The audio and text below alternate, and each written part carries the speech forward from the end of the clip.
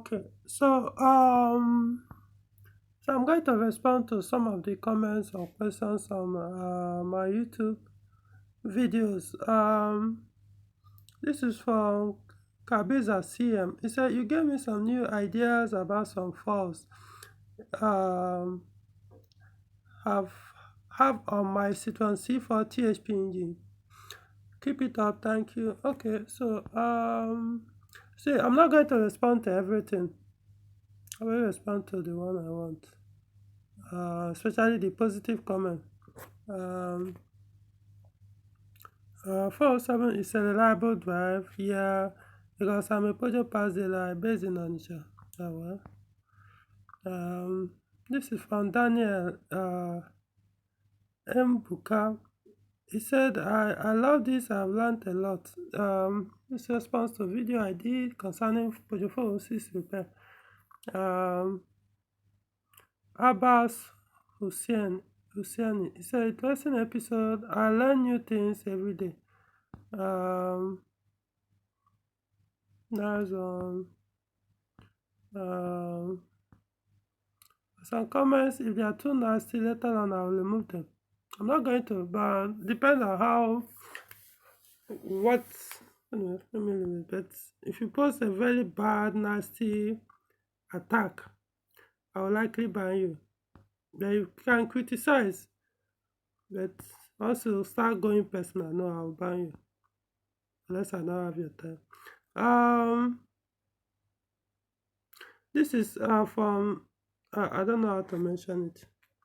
He said, the thing is, with leaking seals on the diffuser, you should still be able to see some movement out of the pulley with a diagnostic computer.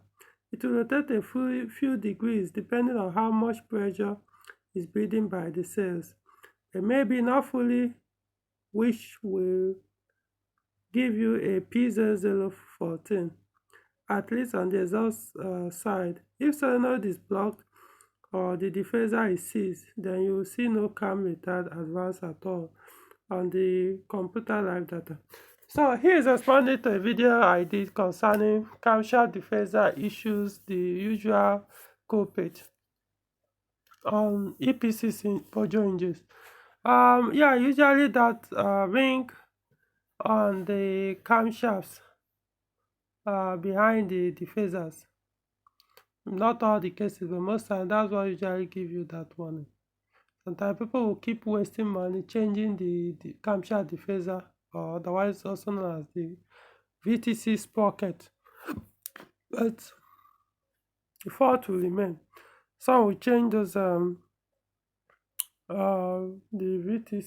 VVT solenoid, and issue will remain. So, but I've come to realize most times it's usually from that ring. If you watch the video, just go to this usual cause of camshaft diffuser fault on VTI EPC Peugeot engines. Search for it, you watch the video, understand. It doesn't mean that is the only cause. What I mentioned in the video is the only cause, but usually, most times, the cause. Okay, moving on. This is from Obi-cha.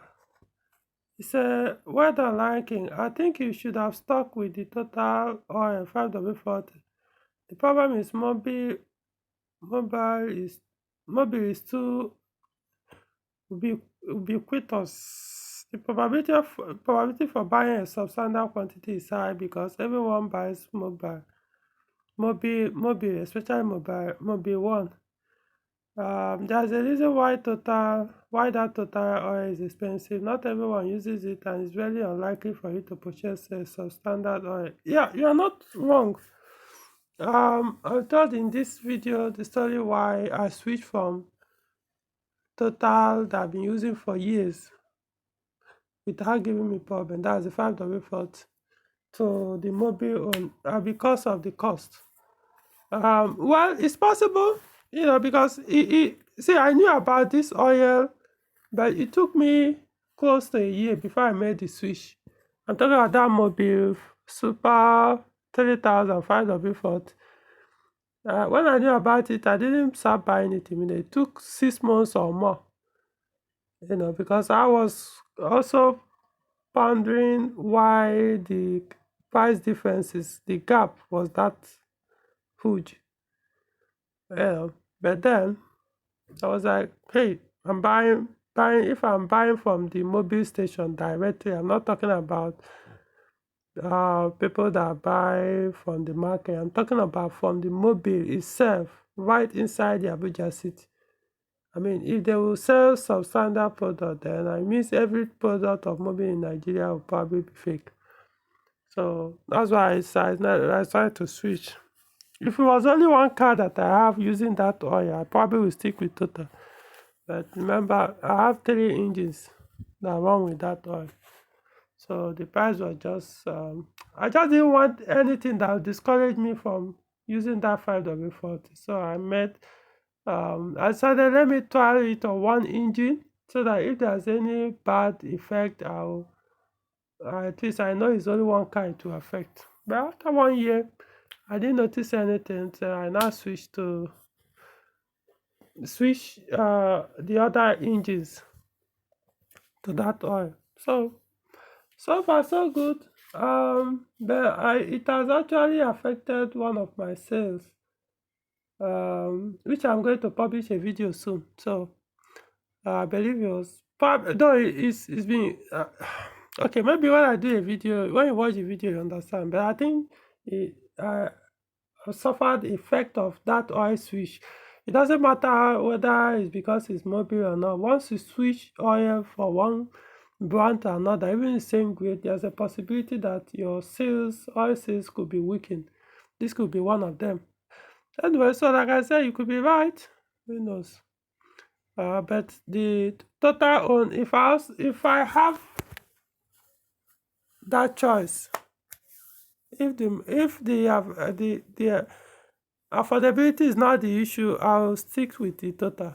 Just that it's almost like the same amount. That's you are buying total 5w-40 is almost the same as is like buying two of the mobile on same quantity. You understand? So moving on. Charles Okoye, he said, which of EW10 4-cylinder is it advisable to run same 5w-40, 10w-40? Okay, this is on the same video. So yeah, EW10J4 you can use 5w-40 or 10w-40 or even 5w-30. I've listed out the recommended oil certification by Peugeot, which you can use to search for which of the 3 oil that I just listed. Like 5w-40 is B712296, 5w-30 is B712297, 10w-40 is B712300. So anyone you want you can use. They are all recommended for EW10J for Peugeot engine. All right. I think there's a comment there. So this person is suggesting you use a mobile. Okay.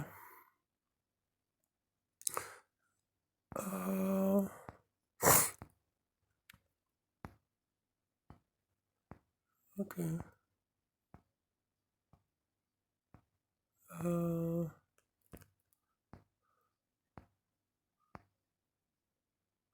This PL Pigna, he said, really good. Thanks for sharing. I had the same ST 5-speed manner. Yes, it was smooth on highway.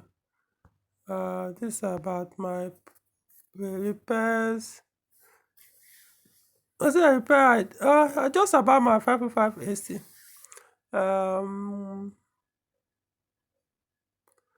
So this is from Ivo DC.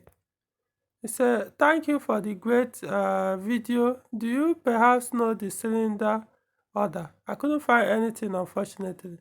Is it 654321? Yes, exactly the way you posted it. That's the filing order or the cylinder numbering. So exactly how it is. So I hope others will learn from this. So yeah.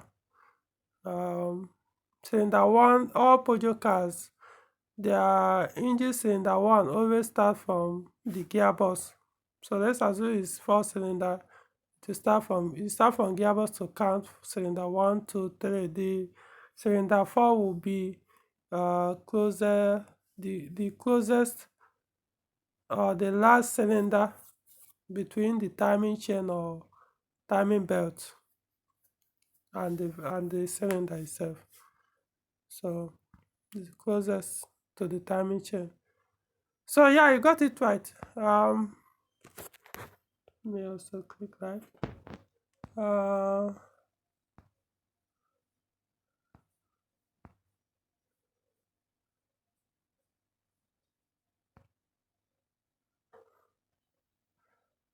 This is from Obi Cha. He said, "Well done, Lion King. This looks like a lot of work. It would have been better if this was done before the car was sprayed to prevent scratches on the body. My opinion, though. If you want to do that, then you will never you will never spray that car. Don't make that mistake. Let me tell you. It makes sense when you look at it with your non-technical eye. You'll be like, hey, why go and paint a car and you now take it for repairs? Yeah, there are some repairs you could do, but trust me, if you want to fix everything in a car before you go and repair a car, you will never repair that car. You buy it, tomorrow you're coming out, something else will happen. Also, remember I purchased the car and of course had some issues. So as I'm trying to address it, some of them not addressed at the time. The next day take it there, fix it, think it's done. On my way out, I'll still be hearing noise. As you are doing this, money is going. And usually, when you want to do a project like repainting a car, of course, you've already factored in, discussed the price, you keep it aside. So if you keep waiting, let me until I fix everything, man, you will never paint that car. Trust me. You end up using that money to even keep repairing. It's a used car, Some people don't mind. They will just keep driving a car until it breaks down. But people like me, I have a standard when it comes to cars. So there are some things, doesn't necessarily mean the car will break down because of those things. But you just know, I don't want to be hearing that noise, or I don't like that car to be working with that component. Probably the component, nothing wrong with it, but it's not factory. Or it was consulted in. So I'll be like, no, I want a factory one in. Even though the one that was consulted in that is not factory works. But for me, no, I want the factory one. So those are the things, some of them are the things I was clear. And some of the issues that came up also, we as a result of trying to do the repair with other technicians, these issues, now got spoiled. Somebody spoiled something, stuff like that. So I had to now, take my time and go back again to revisit and have it corrected. Like I said, if you want to fix everything in a car, trust me, it means you're not ready to paint that car. The only way out is buy a new car. And if you're buying an old, vintage, classic car like this, no, the only thing we do is come on, go online and check some of these car enthusiasts, see what they do. In fact, most times they won't even do any repair first. The first thing they do is to repair the vehicle before they start work on repairs. Go and check. Call me, think I'm wrong, just go on. That's usually the first thing they do. It's one of the risks. Because repairing a car could take, like you are restoring a car, it could take a year or two.